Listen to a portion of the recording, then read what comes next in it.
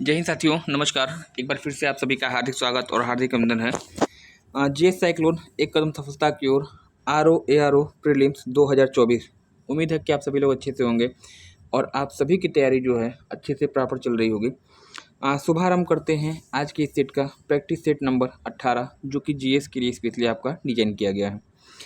आगे बढ़ने से पहले चैनल पे पहली बार आए हैं, चैनल को सब्सक्राइब कर दीजिएगा, बेल आइकन को प्रेस कर दीजिए, क्योंकि ऐसे ही प्रतियोगी परीक्षाओं की दृष्टि से महत्वपूर्ण कंटेंट मैं आपको प्रोवाइड करता रहता हूं। आइए शुभारंभ करते हैं आज के सेशन का। प्रश्न संख्या 1, और ये जो आपका क्वेश्चन है वर्ल्ड ज्योग्राफी का है, विश्व के भूगोल का, हाइड्रोस्फीयर से रिलेटेड है। पूछा गया है निम्नलिखित में से कौन प्रशांत महासागर की जलधारा नहीं है ना। 4 जलधाराओं का नाम है। पूछा गया है कि कौन प्रशांत महासागर की जलधारा नहीं है। कौन कौन से, इसको देखते हैं। क्यूराइल की जलधारा, अलास्का की जलधारा, गल्फ स्ट्रीम की जलधारा, या फिर क्यूरेशियो की जलधारा। देखिएगा, अब इसमें जो है अगर देखा जाए, जो आपकी क्यूराइल की जलधारा है, अलास्का की जलधारा है और क्यूरेशियो की जलधारा है, यह 3 जलधारा तो आपके प्रशांत महासागर संबंधित हैं। और अगर देखा जाए, ऑप्शन सी यहाँ पे हो जाएगा राइट। गल्फ स्ट्रीम की जलधारा जो है वह एक गर्म जलधारा है। कहाँ प्रवाहित होती है? तो उत्तरी अटलांटिक महासागर में प्रवाहित होती है। तो इस तरह से प्रश्न का जो सही उत्तर आपका हो जाएगा वह क्या होगा? ऑप्शन सी, गल्फ स्ट्रीम की जलधारा, है ना। अगर मैं आपसे पूछूं कि अलास्का की जलधारा कैसी जलधारा है, बताइएगा गर्म। क्यूराइल की जलधारा कैसी जलधारा है, तो बताइएगा ठंडी है, और इसी को आप आकुष्टक की जलधारा भी कहते हैं। और अगर क्यूरेशियो की बात करें तो यह एक गर्म जलधारा है जो कि प्रशांत महासागर में प्रवाहित होती है। चलिएगा, प्रश्न संख्या अगर हम 2 की अगर बात करें तो यहाँ पे आपका दिया गया है किस सिंधुकालीन स्थल का जल प्रबंधन विश्व विख्यात था। 4 स्थानों के नाम दिए गए हैं जो हड़प्पा काल से संबंधित हैं, और पूछा गया है कि कहाँ का वाटर मैनेजमेंट जो है वह विश्वविख्यात था। राखीगढ़ी, मोहनजोदड़ो, सूरत कोटड़ा, या फिर धौलावीरा। वाटर मैनेजमेंट की बात हो रही है, और इस प्रश्न का जो सही उत्तर आपका होगा ऑप्शन डी, यानी गुजरात में स्थित धौलावीरा, जहाँ का जल प्रबंधन आपका विश्वविख्यात था। इसको आपको ध्यान देना होगा, है ना। अगर पूछे कि राखीगढ़ी कहाँ पर स्थित है, तो राखीगढ़ी हरियाणा में स्थित एक सिंधुकालीन स्थल। मोहनजोदड़ो पाकिस्तान में सिंधु नदी किनारे पे स्थित एक स्थल आपका होगा। और सूरत कोटड़ा की बात करिएगा तो यह आपका जो है गुजरात में स्थित एक क्षेत्र है जहाँ से अश्व हड्डी के साक्ष्य, यानी घोड़े के हड्डी के साक्ष्य मिलते हैं, है ना। प्रश्न संख्या अगर 3 की बात करिएगा, यहाँ पे दिया गया कि निम्नलिखित में से कौन सी बौद्ध संगीति कश्मीर में हुई थी। 4 संगीतियाँ, और पूछा गया है कौन सी हुई थी कश्मीर में प्रथम, द्वितीय, तृतीय या फिर चतुर्थ। पहले मैं प्रश्न का उत्तर दूंगा और इसके बाद चारों की व्याख्या, क्योंकि चारों ही ऑप्शन में पूछी जाती है हमेशा। कश्मीर कुंडल वन में आयोजित होने वाली संगीतें आपसे पूछा गया है, और ये आपकी होती है चतुर्थ, यानी चौथे नंबर की जो आपकी संगीति थी। पूछा जाए कहाँ पे हुई थी, कश्मीर कुंडल वन में। किसके शासनकाल में? कश्मीर बताइएगा, कनिष्क शासनकाल में। कुषाण वंश के प्रतापी राजा थे। और याद रखिएगा, यह जो है किसकी अध्यक्षता में हुई थी, तो चौथी के अध्यक्ष आपके वसुमित्र थे। अगर तीसरी बहुसंगीति की बात करिए, तीसरी बहुसंगीति का आयोजन पाटलिपुत्र में होता है। अशोक के शासनकाल में अध्यक्ष मोगलीपुत्र तिष्य थे। अगर द्वितीय की बात करिएगा, द्वितीय जो संगीति आपकी होती है तो कहाँ पे होती है, बता दीजिएगा। ये कालाशोक के शासनकाल में होती है, वैशाली में, और अध्यक्ष इसके साव कमीर थे। सबसे लास्ट में प्रथम की अगर बात करिए तो पहली बहुसंगीति का आयोजन जो आपका राजगीर सप्तर्षि गुफा में होता है, अजातशत्रु का शासनकाल था, और अध्यक्ष इसके कौन थे, तो महाकश्यप थे। तो 4 संगीतियाँ, चारों से प्रश्न आपके बनते हैं। चलिएगा, प्रश्न संख्या 4 की अगर बात करिएगा तो यहाँ पे दिया गया कि ब्लैक फॉरेस्ट पर्वत किस देश में स्थित है। साउथ अफ्रीका, तंजानिया, जर्मनी, या फिर न्यूजीलैंड। ब्लैक फॉरेस्ट की बात हो रही है, इंपॉर्टेंट पर्वत है, और जो 4 ऑप्शन यहाँ पे दिए गए हैं चारों से प्रश्न आपके बनते हैं, इसको भी आपको देखना होगा। कापी पेन लेके बैठिएगा, निश्चित रूप से जो है ये सेशन आपके लिए महत्वपूर्ण होने जा रहा है। चैनल पे पहली बार आए हैं, चैनल सब्सक्राइब करके बेल आइकन को प्रेस कर दीजिएगा, क्योंकि ऐसे ही प्रतियोगी परीक्षाओं की दृष्टि से महत्वपूर्ण कंटेंट मैं आपको प्रोवाइड करता रहता हूँ। देखिए, ब्लैक फॉरेस्ट पर्वत की लोकेशन पूछी जा रही है कहाँ पे है, तो यूरोप महाद्वीप में स्थित जर्मनी, है ना। जर्मनी में स्थित ब्लैक फॉरेस्ट, और यहीं से एक नदी का उद्गम होता है। कमेंट सेक्शन में मुझे कमेंट करके मुझे बताएंगे। अगर मैं बात करूँ साउथ अफ्रीका में कौन सा पर्वत है, तो वो आपका ड्रैकेंसबर्ग पर्वत होगा। तंजानिया अफ्रीका महाद्वीप का देश, पूर्वी तट पर स्थित है, हिंद महासागर को टच करता है। यहाँ पे एक आपका ज्वालामुखी पर्वत है जो पूछा जाता है। तंजानिया में आपका किलिमंजारो है ना, इंपॉर्टेंट है, जो कि आपसे पूछा जाता है।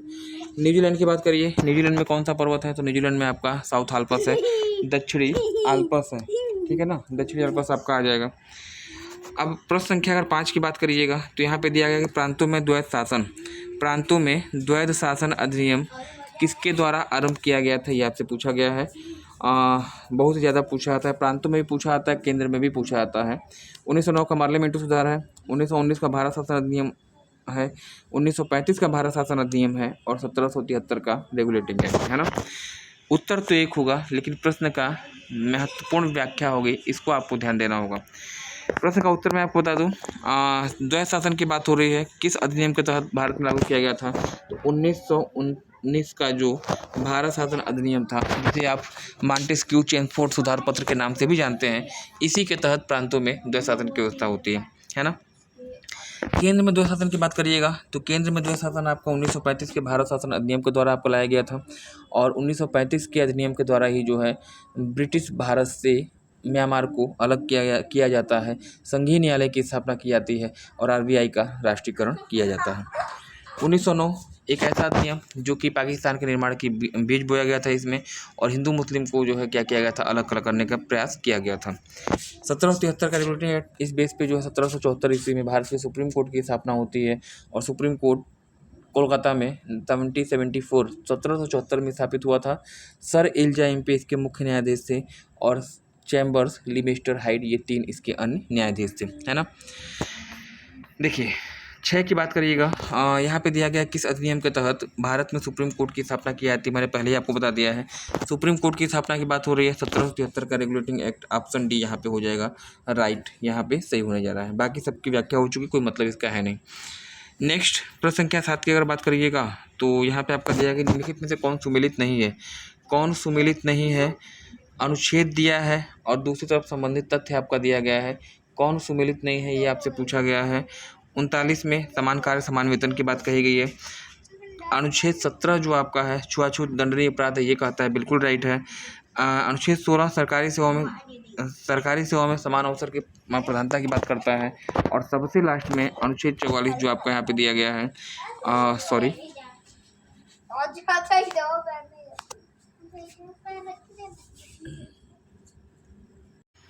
प्रश्न संख्या 7 में मैं बता रहा था, निम्नलिखित में से कौन सही सुमेलित है, कौन सुमेलित नहीं है आपसे पूछा गया है। तो अनुच्छेद 39 में तो आपका बिल्कुल सही है, समान कार्य समान वेतन की बात होता है, डीपीएसपी के तहत ये आपका अनुच्छेद आएगा। और इसमें जो है अनुच्छेद 39 में समान कार्य समान वेतन की बात होती है। अनुच्छेद 17 आपका छुआछूत दंडनीय अपराध है, ये कहता है, हर बार पूछा जाता है। और सरकारी सेवा में समान अवसर की बात कही गई है अनुच्छेद 16 में।